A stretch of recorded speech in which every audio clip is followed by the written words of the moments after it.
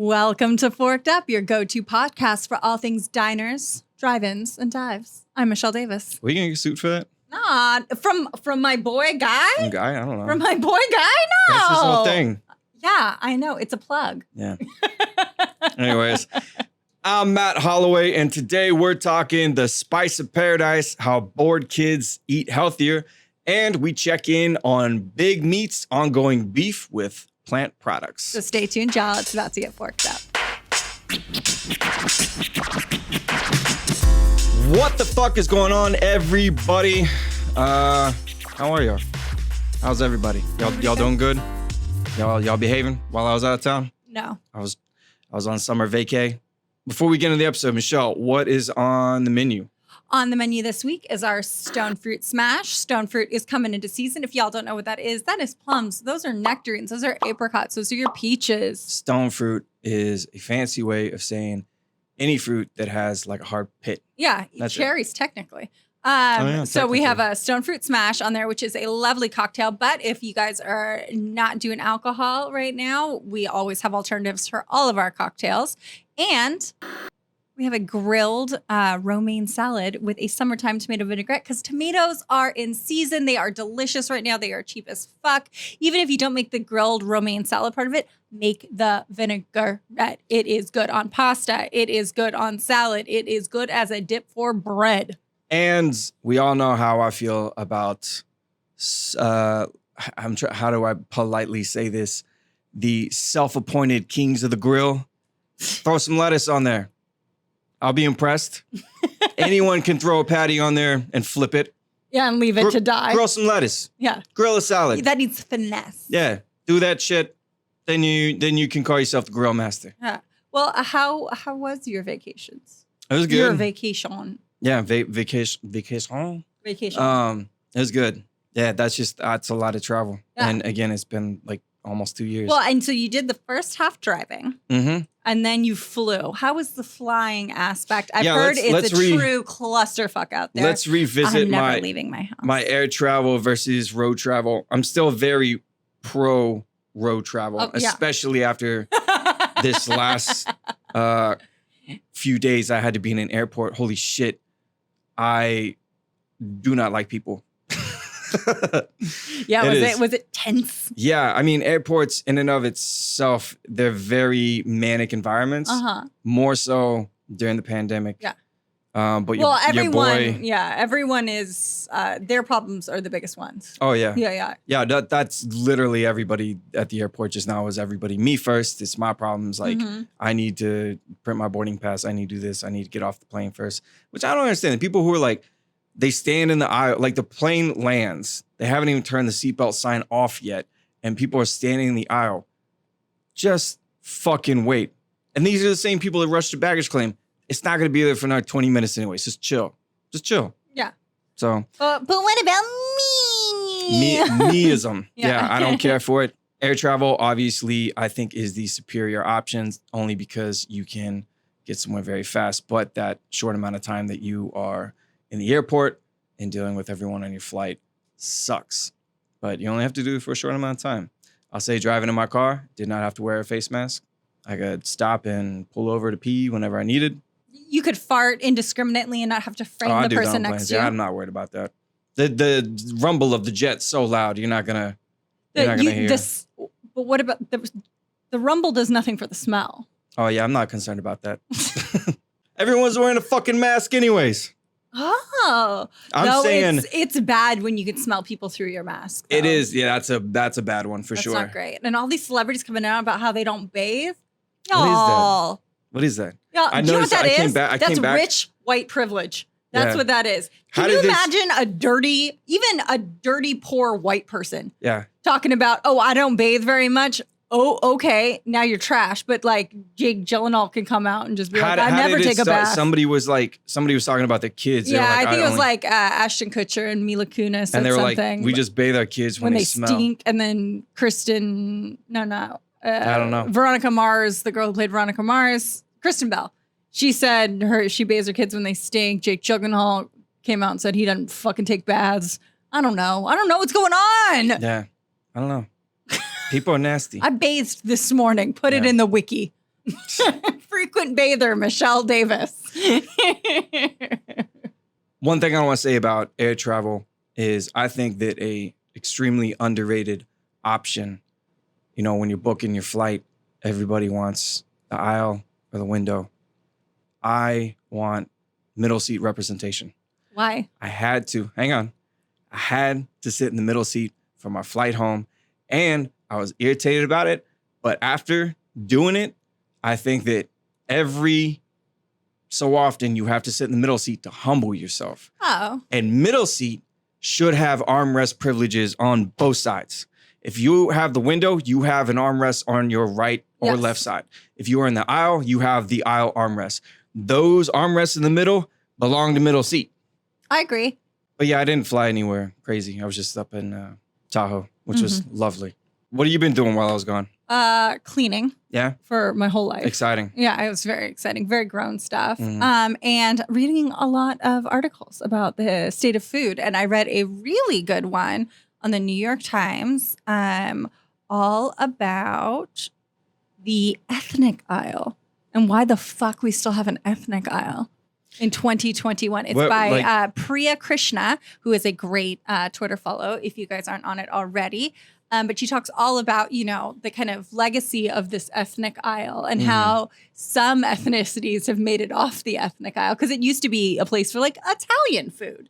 Oh, really? You know what I mean? Because it started in the 50s when you know, Piggly Wiggly introduced shopping for yourself. And then, you know, it was with all these GIs back from wars who grew a taste for worldly foods. And so they're like, oh, I want to try these things. I want to try this thing.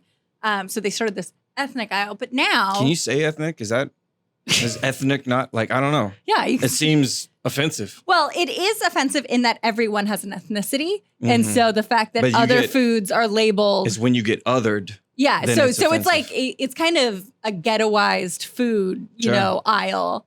But in the same way, a lot of people in this article are arguing the fact that like they're worried they can't compete if, you know, their chutney gets put next to jams. Will people even find it? You know what I mean? Because they're going to get priced out by Smuckers. Shoppers are stupid. Yeah, exactly. And so, you know, some people, including people of color who are creating these new grocery products are like, there is no good place in the grocery store for us. We don't want to be in this like one size fits every single person aisle where there's falafel mix, there's, you know, your Indian simmer sauces, there's your matzah, and then there's, you know, rice vinegar. Like, what the fuck is this aisle? But at the same time, because of these multinational billion-dollar corporations who take up so much of our grocery store shelf space, it's like, how are they going to compete with Nestle products? Even if, you know, it's a sub-brand of a sub-brand of a sub-brand, they get that top shelf billing. So they can't put their spice blends or their simmer sauces or whatever it is at eye level. So are they going to get overlooked? Either way, it's a really interesting conversation. Y'all may not realize this, but like where your eye level falls on like a shelf in a grocery store, those companies pay top dollar for that spot. Like they want that real estate, and it's a whole same thing with like beer. Like if you go look at the beer aisle, the beer aisle is much more cutthroat than your average grocery store aisle. But definitely read the piece. Priya covers all the different sides of the argument and all the different ways that we can improve the modern grocery experience because, you know, this is created by people, it's shaped by people, and we can reframe it any way we like. It doesn't have to be like this. What seems to be, if we tomorrow eliminate the ethnic aisle, which by the way, in a second, I want to talk about the American aisle in foreign countries, because that shit is my favorite. That shit is so embarrassing. But what would we essentially... You would put things where they should go. So you put spices, regardless of where they're from, just go to the spice aisle. Yeah, sauces go by sauces. Pastas go with pasta. Grains with grains. Yeah, exactly. Yeah, okay. That's I mean, it's not hard to figure out, but it's, you know, how many different kinds of canola oil do we need to have? Maybe we could have more room for toasted sesame oil and, you know, other kinds of oils. Fuck out of here, Crisco. Yeah. But that came out just this week, so check it out. The American aisle. Let's talk about it. Yeah, it's like barbecue sauce, mayo, peanut butter. Hold up. I'm going to pull up some images here. Let's see what we got here on the USA aisle. Oh. Okay, so hot chocolate mix. We got Swiss Miss. Mustard. Sure. peanut butter, Yeah. mac and cheese. I mean, are they wrong though? They're not wrong. Almonds. They're not. Cake they're mix. not wrong. Hershey's, barbecue sauce. Is barbecue sauce American? Is that a pretty American thing? Yes. You got Barbecue is American. You got boxed potatoes. I mean, it technically comes from parts of Africa and the Caribbean, but it is absolutely American food space. Are y'all buying boxed potatoes? Potatoes are not hard. Oh, people have been buying instant potatoes since forever. It's disgusting. They're not hard. Knock it off. What are you y'all. doing? That's like entry level shit. I don't want the vaccine because I don't know what's in it. I only eat instant potatoes. Yeah, y'all don't look at the can of that energy drink that y'all suck down every day. Tell me what half those fucking ingredients are. But yeah, this is embarrassing. Americans should be like, when I was in London and I was like, oh, like I'll just check out like the American aisle. Shit was bleak. Yeah, but it's not wrong. No, it's not wrong. Look, this one's literally just half cookies. They're just like, yeah, just give those fat ass Americans what they want: cookies and chocolate syrup. That's all they want. Again, where is the lie? Fucking mustard. Got some relish up here. This is sad. You ready to get in some food history? Yeah, let's get into food history. It is now time for This Week in Food History. This some serious gourmet shit.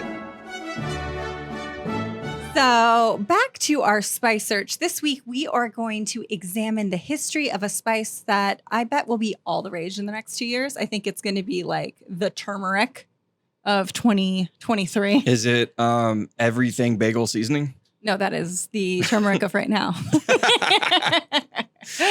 And that is grains of paradise. If you've never heard of it, you are not alone. Once one of the most popular spices in the world, it is now rarely seen outside of Northern and West African cuisine. Grains of paradise, also known as melgueta pepper, alligator pepper, a bunch of different names. We're going with grains of paradise, is a seed in the same plant family as ginger. So it's like a little ribosome. Mm-hmm.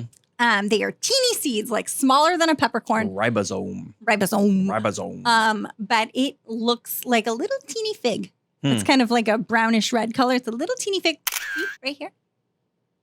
And they taste a bit like cardamom, black pepper, and ginger with a little bit of citrus combined. It's not quite as pungent as black pepper, but it's totally unique, absolutely addictive. And grains of paradise are native to Africa's west coast, like I said, namely the countries of Ghana, Liberia, and Nigeria. Most exports of the spice, though, come from Ghana, who is by far the dominant grower in the world. And in the Middle Ages, this spice was called grana paradisi, or grains of paradise, because of its high value and the belief that it was grown in the Garden of Eden, like that all of it came directly from the Garden of Eden and it was like smuggled out by Adam and Eve. So it was supposed to be like almost like an ambrosia, like a food of the gods. Adam and Eve should have broken more rules when they got caught, because you're already getting cast out. You might as well grab some shit on your way out. Yeah, no, fair enough. It was used to spice everything from cakes, pies, and eventually mulled wine and beers. And when the price of black pepper dropped globally, the popularity of grains of paradise just like obliterated overnight. Huh. Yeah. I've honestly never heard of it. Yeah. So weirdly, though, grains of paradise were in the headlines a couple years ago because of a 150-year-old law in Florida. So Florida, what are you doing? What are you doing, Florida? So in the 1700s, grains of paradise was being used in England's home distilleries to help produce watered down liquor so they can make more money without people noticing a huge difference. So because it's such a unique flavor, such a strong botanical flavor, they would kind of mull the water with it and then add the water to, like the homemade, like bathtub gin, basically. Right. And then sell it, and people couldn't taste the difference. But then a shit ton of people got sick. Not because of the grains of paradise, but because of there was no concept of germ theory and water was dirty. So it was outlawed in England. They blamed grains of paradise for people getting sick. So it was banned as an alcohol additive in England and then soon in Florida. So the ban in Florida specifically began because of the Civil War. When the Union had a blockade against the South, it led to a shortage of liquor, and sellers again began watering down spirits with harmful substances, including sulfuric acid, lead acetate, and grains of paradise. Interesting choice. So Florida made brewing with the spice a third-degree felony. God damn. Some people believed that the spice was poisonous. That's why it was such a strong... Third-degree felony. Yeah, so Jesus. they believed the spice, grains of paradise, was poisonous, and that it could morph drinkers into madmen. Like, that was all of, like, the headline stuff. Like, stay away from this. It'll make you go crazy. Grains of paradise are doing it. It's like reefer madness all over again. Yeah, but maybe it was the lead acetate? I don't know. Could back then could have been a lot of shit. Yeah, it definitely wasn't the grains of paradise. So apparently, grains of paradise is used in Bombay Sapphire gin. And some weirdo with a very like knowledgeable database of antiquated laws sued the Bacardi company, the makers of Bombay Sapphire gin, and the Winn-Dixie where he bought it using this 150-year-old law. Oh, being like, y'all have an illegal spice? Yeah, you can't do this, and it's making people sick and all this stuff. Did he win? I was thrown out. It was bullshit. So Eat for effort. Yeah, but that also might explain why you've never heard of it, because it got this terrible rap for a while that it was making people crazy. It doesn't. But these guys are on an upward trajectory now. I can feel it in my bones. You're going to see it on all the menus soon, and we will have a recipe for you ASAP so you can try it for yourself. Heard it here first, folks. I'm making Grains a prediction. of I'm calling the Paradise shot. I'm calling the shot. Is the next turmeric. Yeah, I mean, I was. They're going to start making lattes, grains of paradise lattes. I was right. Alligator pepper, everything. I was right about cauliflower. I'm going to be right about this, y'all. Yeah, you're usually on the mark. Yeah. Yeah. Watch out. Your timeline might be a little different, but you see stuff coming around. Yeah. Michelle knows what the fuck she's talking about. It's going to be grains of paradise, y'all. Yeah. I enjoy the food history segment. We're always learning stuff here on the podcast. You'll see it. Like, our entire job is food. I'm always learning stuff through our own show. It's true. It does make me kind of obnoxious somewhere where I'm like, actually, nachos were invented. I found myself doing that while I was on vacation. Somebody was talking about a dish, and I was like, actually, I'm not going to be that guy. Actually, yeah, that fucking guy. But yeah, that's fascinating. I'm gonna have to. Do we have some here at the office? Yeah, we do. All right, I'm gonna take some home. I'm gonna experiment with it. There you go. I'm gonna make some liquor. Some bathtub gin. Yeah. Oh, so are we going to change the idea segment into like a bathtub gin segment? Full Florida. Yeah. Watch. Just daring somebody to sue me. Well, while I was on vacation, I got some silly ideas. You got any narcotics or marijuana in here? Not anymore.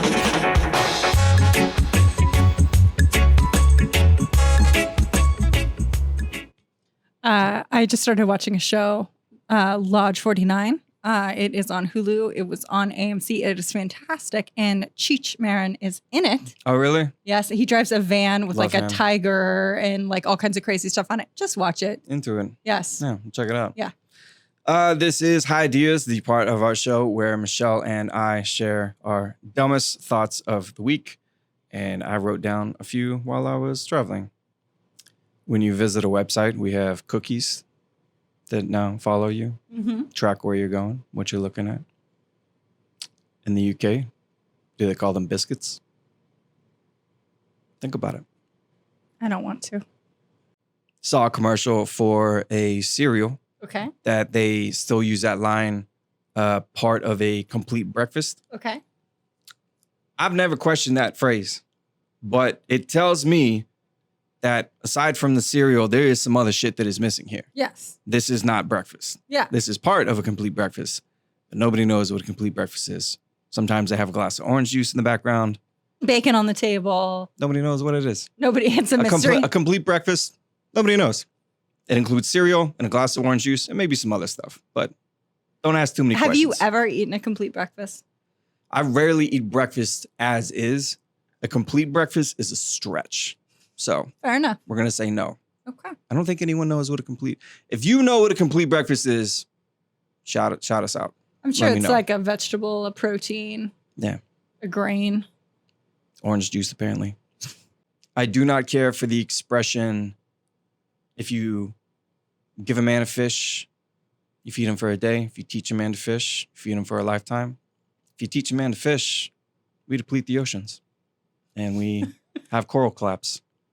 So let's stop teaching men to fish. Vegan bummer. Stop it. I'm done with that expression. Teach a man to fish. What about like make a man a salad he eats for the day? Teach a man to farm. I'm not even trying to veganize he eats for a lifetime. It's just a bad analogy. Just teach people to be independent and self-sustaining. That's it. Don't give them stuff. Teach them. But also give some people some stuff. Because like when people would say that shit to me and I'm like 6, I'm like, fuck you, make me a sandwich. Yeah. Like, what are you talking I'm 6. about? Sure, give me the knife. Yeah. Yeah. Like, why are we doing I'll figure it out. Yeah. Why are we doing this to me? Yeah. Yeah. That's fair.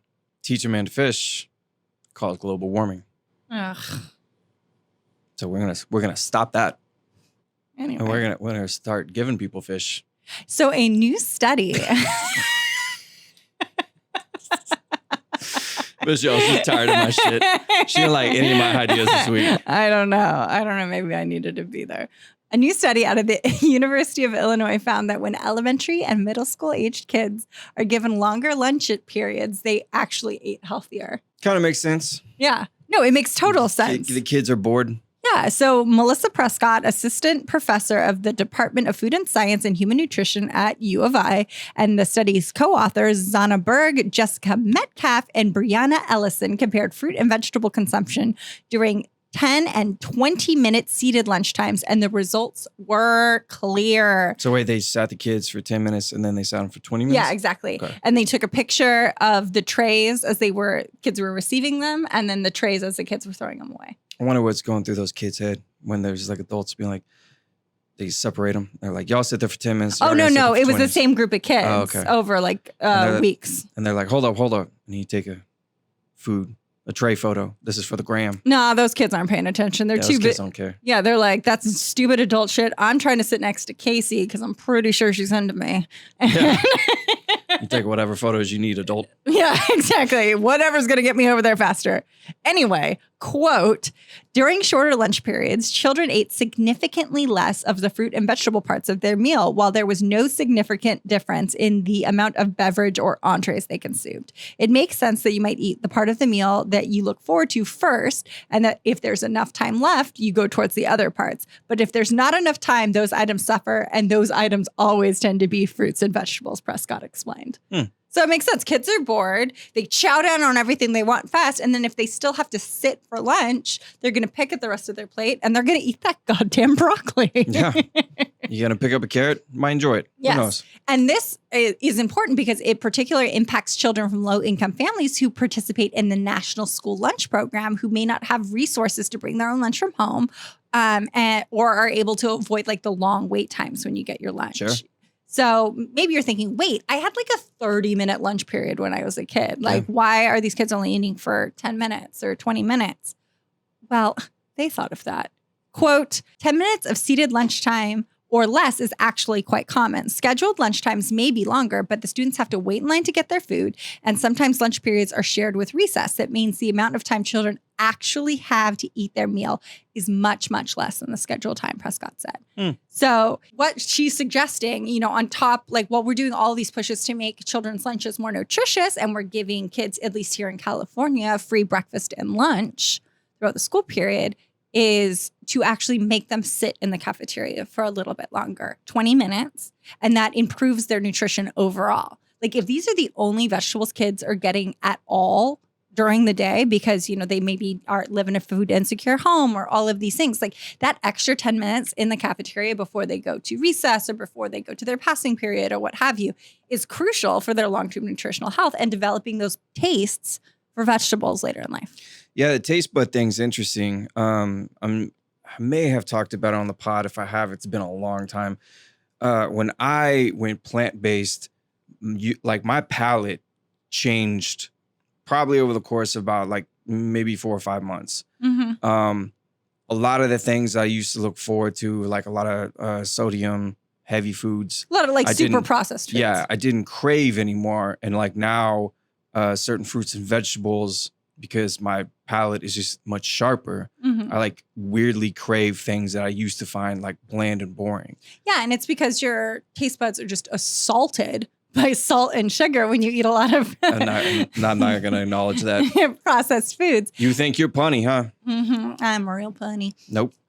So, that's what these kids are going through too. So, of course, like a salad tastes like fucking shit. Yeah. Like, have you had a gusher? It's fucking delicious. Gusher salad. It's the middle ground. Gusher croutons. Yeah, gusher croutons. Hold up, we're gonna create a recipe. If you made like cranberry style gusher croutons, Mm-hmm. yeah, that'd be legit in a fall salad. I mean, it'd be fucking disgusting. Yeah, but- like kids like cooking their own stuff, but you're really just taking like Cheetos and Gushers and like Starburst, and you're like, oh, I'm making a recipe. Like, y'all ever do that as a kid? yeah, oh Like, for sure. Or like in the shower where you like mix shampoo and conditioner. Oh, and I would soap. make like mud pies and put like different leaves and like I'd find you're like the like- peppercorn tree in the neighborhood. And you're like, shit. ooh, I'm a scientist. Yeah. This is what they do all. They mix shampoos. Yeah. Like I'm gonna cure cancer right here in this bathtub. I would do that. I take a shampoo, conditioner, and the body soap, and I'm like, this is just like one, and I use it for like everything, and it's good. That's all you need. And I'm 10 and I'm brilliant. Yeah, it's not a big deal. I'm gorgeous. I'm gonna be rich. Yeah. You make your own little concoction. Oh, Lord have mercy. Yeah. So, here's the question though, like, are we as adults giving ourselves enough time to eat our fruits and vegetables at lunch? Like, are you giving yourself 20 minutes on your lunch break to actually fucking eat? Or are you on your phone? Are you typing a report? Are you doing all these other things so you're not mindful eating your food like children should? Are you even doing that? Yeah. I mean, I could get better about it, and we Yeah. literally do it for a living. Yeah. Most exactly. of my meals are at a coffee table. I ate lunch at the coffee table. Ate dinner at my coffee table. Well, you don't have a dinner table, so. No, I don't. My apartment is about the size of our podcast studio. It's Yeah. not very big. Yeah. So, there's not a lot of room for coffee. I bet you could put a I'll little tell you- tray on Bozzy's back. and And he just sits there. and he's just like- it's a little food saddle. Yeah. I don't have a dining table because when you live alone and you have a dining table with 4 chairs and only one gets used, it starts to wear on you. Don't you do? You just rotate Yeah. around the table. Michelle has a much larger place. She has a dining room table. You have like 6 chairs. You could host. Michelle could host a whole fucking party. Because we only know 6 people. This episode is sponsored by All 33. What are y'all sitting on? Do you have one of those cheap office chairs that you got when you realize you're going to be working from home a lot more? Or maybe you have one of those overpriced, what are they called? I don't want to call them out by name. They're like the therapist chairs, but they have like the foot. I think they're Herman Miller's. I think that's it. I don't want to put anybody on the spot, but I guarantee you, whatever it is, you are not getting the proper back support that you need, which is why we partnered with All 33 to give you guys a great deal on the last desk chair that you will ever buy. And we get it. Last year you started working from home, so you just got whatever you could. Maybe it was a stool for the first half of the pandemic, and then you upgraded to a really shitty office chair. We all had that makeshift office Yeah. that we had to figure out, and you stack the books where your computer is so that And you're trying to find that light. we all did it. Yeah. It's fine. But now it's time to upgrade. All 33's Backstrong chairs use the patented sit-in motion technology that gives you the optimal lumbar support you need while effectively supporting all 33 of your vertebrae for unsurpassed spinal support in your office, in your home, in your gaming, whatever it is. This is the Anti-Slouch Chair, because if you're like me and you like to lean back, like to slouch, I'm doing it right now. It won't let me. Yeah, the seat responds ergonomically to your every movement, so you always maintain an ideal posture. Again, this isn't just another desk chair. This is the last desk chair that you're ever going to need. It's literally designed by a doctor who's been treating back pain and injuries for over 45 years. And maybe a doctor's opinion doesn't mean anything to you. Do you think that's a problem in America? Yeah, some of y'all don't believe in doctors. That's okay. Because y'all probably believe in celebrities like Tom Hanks, John Cleese, Woo! Shaq, Bruce Willis. All of them have all 33 back strong chairs like we have here in our studio, and they all love their chairs. We love our chairs, and I promise y'all will too. So we've partnered with All 33 to give you guys $100 off your order. Just go to all33.com, use the code FORKED at checkout. Again, that's all33.com with promo code FORKED at checkout for $100 off the last desk chair you're ever going to need. So I just got back. I didn't have time to get a news story for y'all this week, but I do have something that I've been meaning for us to talk about for a while. And it's cell-based meat cultures.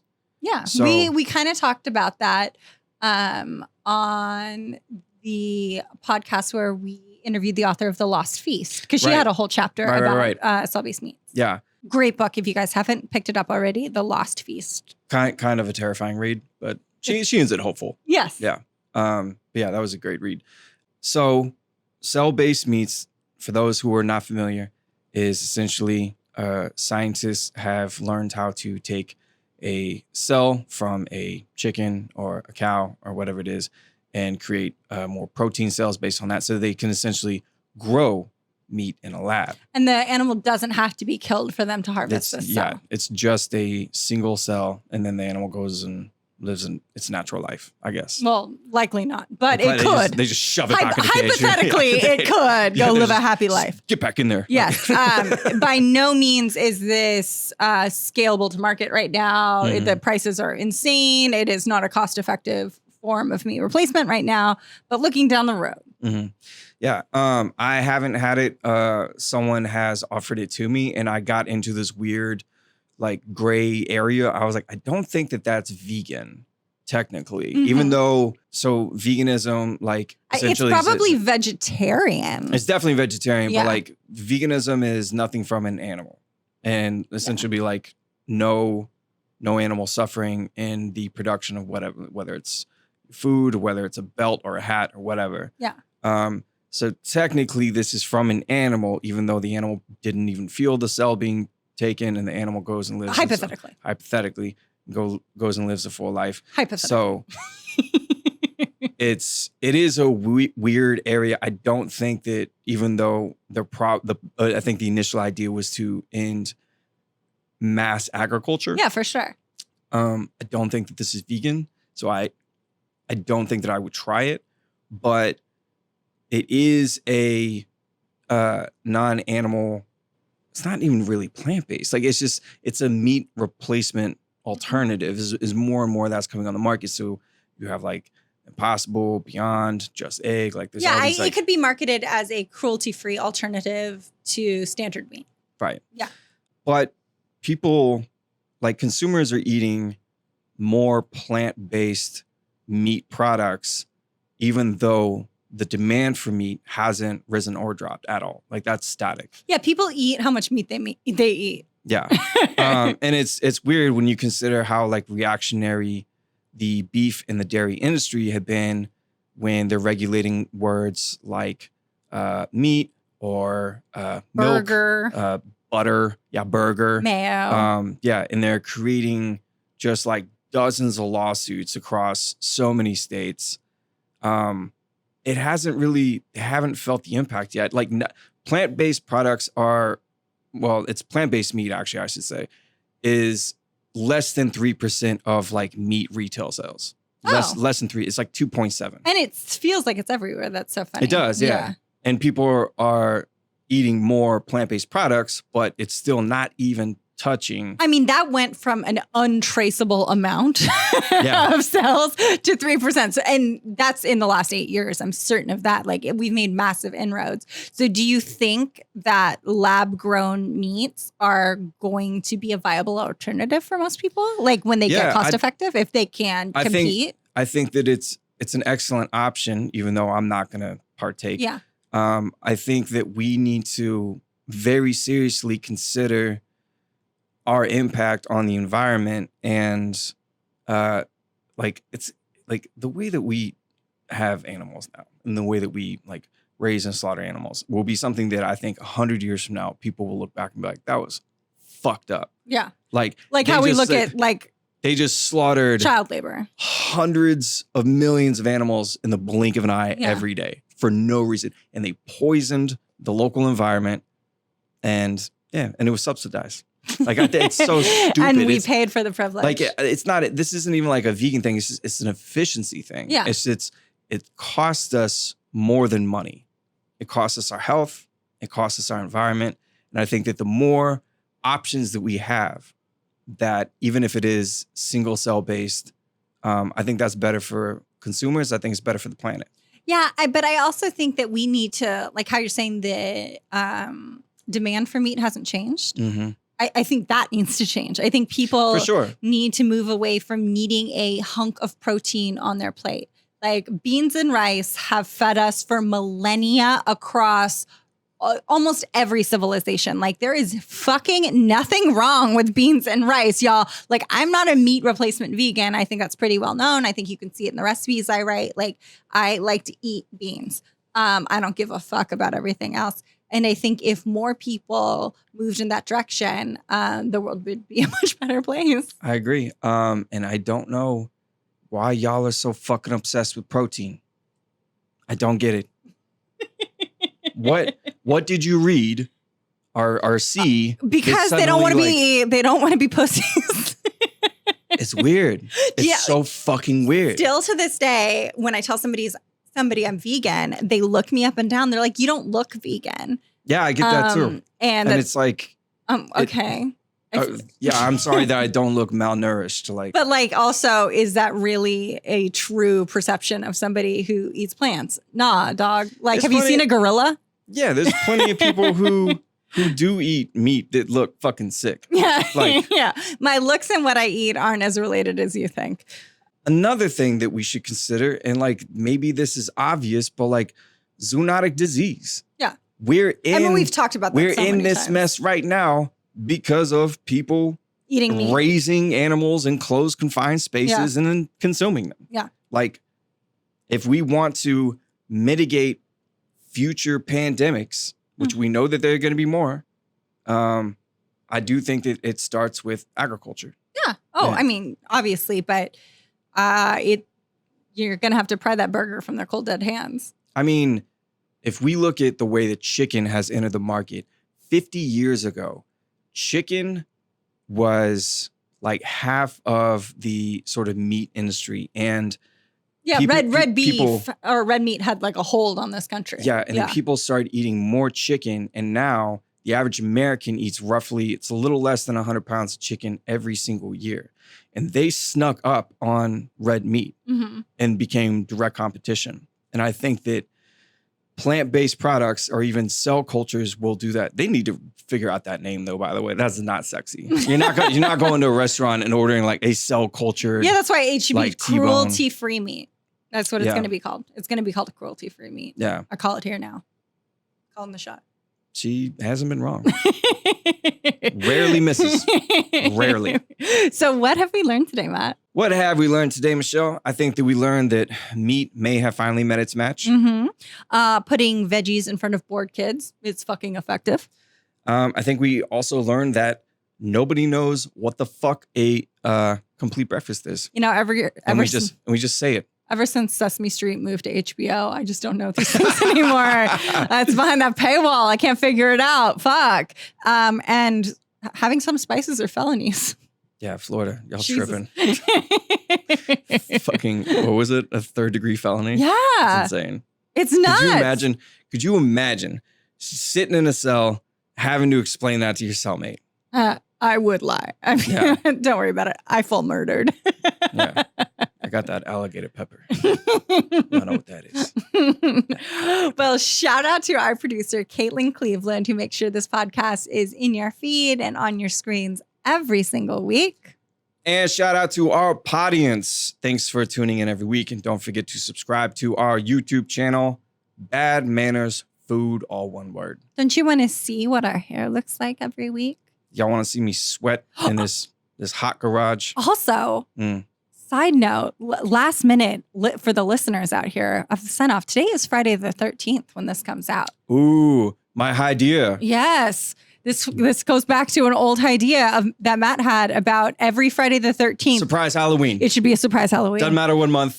Friday the 13th. If it happens in March, surprise Halloween. So today is your surprise Halloween. Go celebrate. Go celebrate. And you can find us celebrating on Facebook, Twitter, Instagram, all at Bad Manners Food. You can email us your celebration photos at fu@badmanners.com. And Matt, where can they find our recipes? Y'all can find all of our recipes, including the ones that we mentioned in the beginning of the show, the stone fruit smash and the grilled romaine salad on badmanners.com. It's all there for y'all, just waiting to be cooked. So stay hungry, keep cooking, happy Halloween, and we will see y'all next week.